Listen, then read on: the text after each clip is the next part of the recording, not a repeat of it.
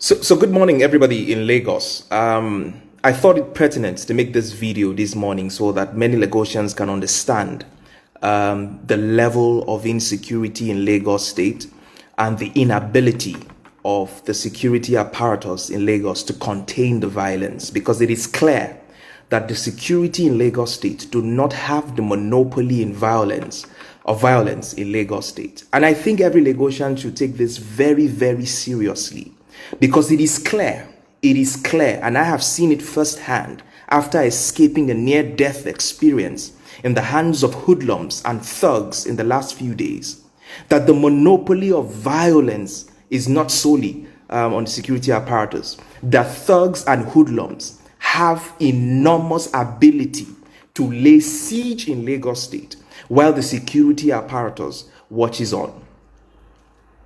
So it is time for Lagosians to begin to hold their representatives accountable, because Katsina, Zamfara, and states in the north did not end up like this in one day. It's funny that there was a time in our country that Katsina State was one of the most peaceful states in northern Nigeria. I should know, because I spent over 2 decades living in the north. And suddenly it's become a theater of banditry. It happened because consistently non-state actors were emboldened to continue to lay siege and terror on innocent citizens over the years without the state security apparatus responding in good measure. That is exactly what we have seen in Lagos in the last few days. As I speak to you, doctors are unable to even access the hospital because hoodlums are turning them back. In fact, I even saw a video yesterday. After the curfew was lifted, people could not drive through Adeniji and Obalende because hoodlums have blocked the roads and brazenly collecting monies from people before they could pass. Or in Obalende and Adeniji, where you have all the major defense apparatus in Lagos and hoodlums are raining terror on the road. I think Lagosians will need to wake up. Lagosians will need to wake up and begin to demand more from the people that they elect. In fact, in 2017, the NBS has a report on crime statistics in Nigeria, and I think you should go and look it out. Lagos alone had 39% of all the crimes committed in Nigeria. 39%. 2017 crime reports, NBS. The second state with the highest amount of crime was Aba, that committed 9% of the entire crime. Look at the distance, 38% to 9%. Lagos has been crime ridden for a long time, but the dimension that we have seen in the last few days is shocking and it's scary. And it looks clearly to me that the state is incapable of handling or dealing with that violence. Come on, you need to go and watch the video of Moturayo, the presenter of Your View in TVC, when they laid siege on TVC, and for hours upon hours, there was zero police presence. In fact, she reported in the video that she made that policemen were running.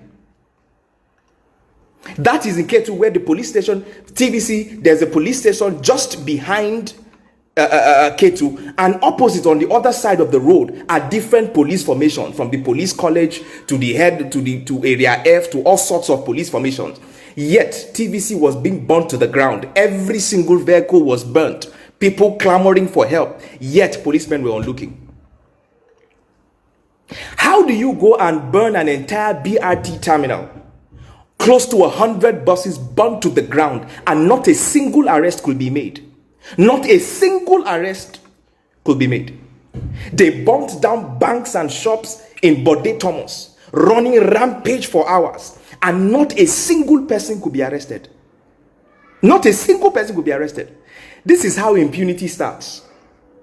This is how impunity starts. And I shall know, again, I repeat, because I have read every single book on Boko Haram, and I don't say this because I brag. I have read every single book on Boko Haram except that released by Premium Times recently. And I've read every book on violence and politics in Nigeria as written by Professor Tony Falola and, of course, Max Ulion. And the pattern has always been similar, and the pattern has always been clear. The inability of the state to respond to crisis from hoodlums and thugs is what exacerbates and become a reign of terror that states can no longer contain. It's clear. I mean, this is not just what I have read, it's what I've also experienced.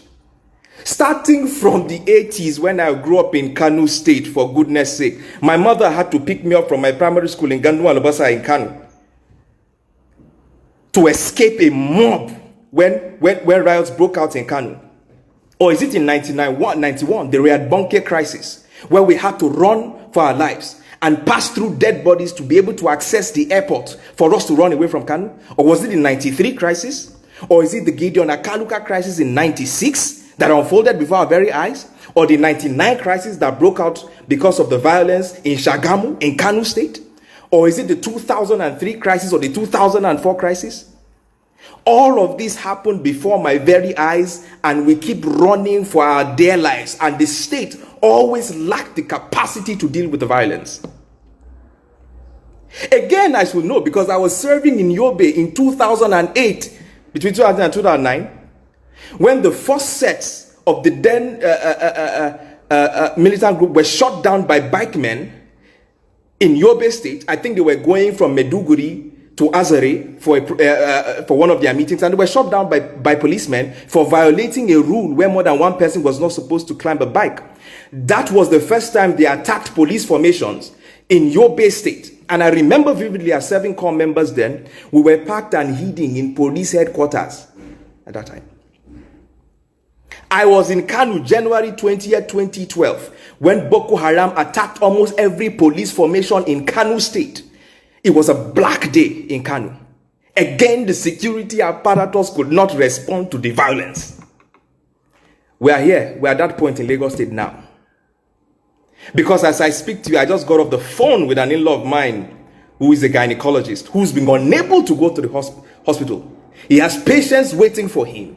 And in the last 2-3 days, hoodlums have been turning him back. Even at the height of the ISIS crisis in Fallujah, doctors had access to patients. What is Lagos becoming overnight? Security apparatus have no ability to respond to the violence. Subhanallah. I think it's important to begin to hold our elected people in Lagos very, very accountable, because our lives depend on this. Our lives depend on this. And since these people have tasted the kind of power to reign impunity in Lagos, I hope we don't get to a point where we will start to pay levies to hoodlums before we can go to work. We will start to pay levies to thugs before we can take our families to the hospital. I hope it does not get to that point. And I hope that the governor of Lagos makes a very strong case, because it is clear that we need a state police in Lagos by any means necessary. The apparatus in Lagos cannot contain the violence. It's as simple as ABC. We need a state police. This is no longer politics.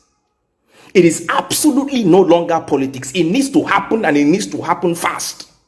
The idea that you will be sending a special tactical team from Abuja that will spend 12 hours on the road before they get to Lagos is long gone. It should be buried in antiquity.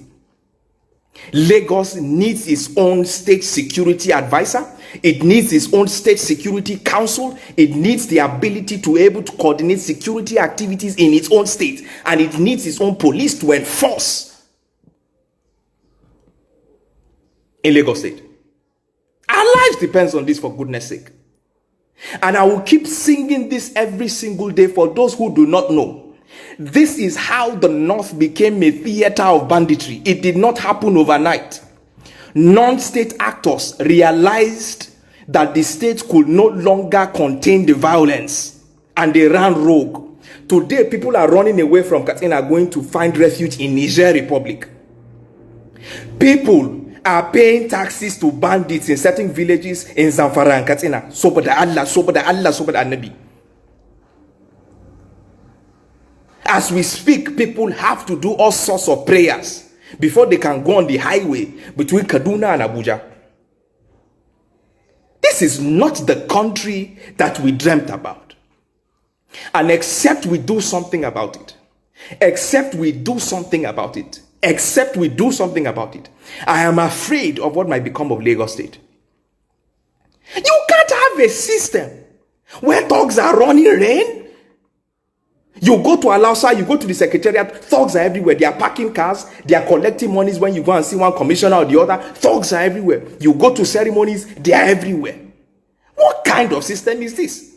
They are collecting taxes at local governments. They are raining riots everywhere. We cannot have the most cosmopolitan state, the sixth largest economy in Africa, run by thugs and hoodlums. Enough is enough. Enough is enough, and Mr. Governor, you need to sit up to your responsibility to protect the life and citizens of Lagosians. It's enough. It's enough.